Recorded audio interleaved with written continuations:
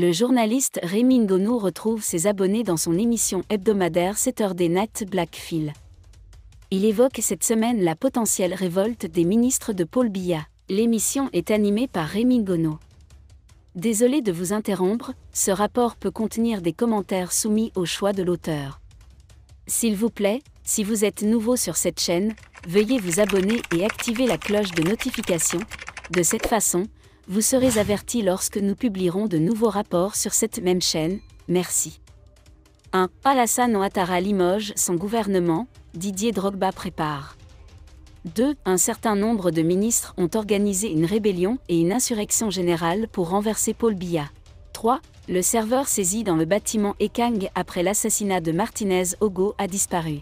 4. Nouveau classement des pays les plus riches du monde, le Cameroun fait entrer la France dans le top 10. Le Cameroun est-il maudit? Telles sont les réflexions de mon collègue Olivier Berru sur l'identité culturelle du Cameroun et l'influence étrangère. Au cœur du débat au Cameroun se trouvent des questions profondes sur notre identité nationale et nos relations compliquées avec les influences étrangères, notamment la France. Certains estiment que notre pays est maudit, touché par la crise en Angleterre, les attaques de Boko Haram dans le Grand Nord et l'ombre de l'impérialisme français.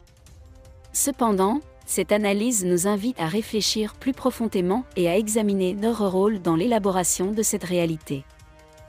On ne peut nier que nos élites, nos hommes politiques et nos classes aisées en savent souvent plus sur la France que sur leur propre pays. Vacances en Europe, connaissance de la langue française, tout cela vaut souvent plus que la richesse culturelle et linguistique de notre pays. La recherche de reconnaissance de l'Europe et le désir d'être reconnu dans la sphère émotionnelle sont souvent une réalité tangible. L'imitation culturelle est également un problème. Les influences occidentales sont évidentes dans nos maisons, nos vêtements et même notre nourriture. Beaucoup préfèrent les produits français aux gourmandises locales.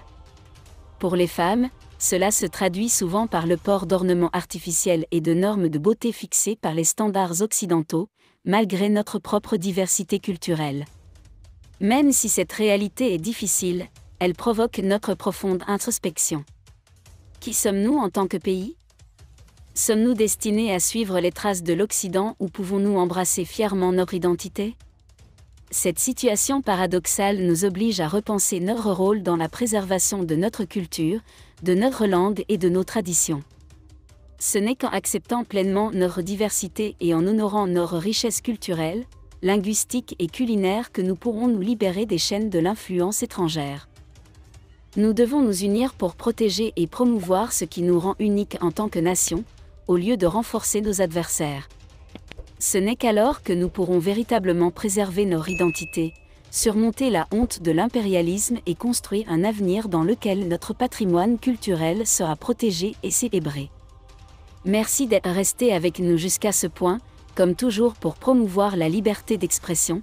Laissez vos opinions à ce reportage dans la section commentaires ci-dessous. Si vous avez aimé cette vidéo, merci de liker, partager, commenter et surtout vous abonner à la chaîne. Et on se retrouve très vite pour une prochaine vidéo.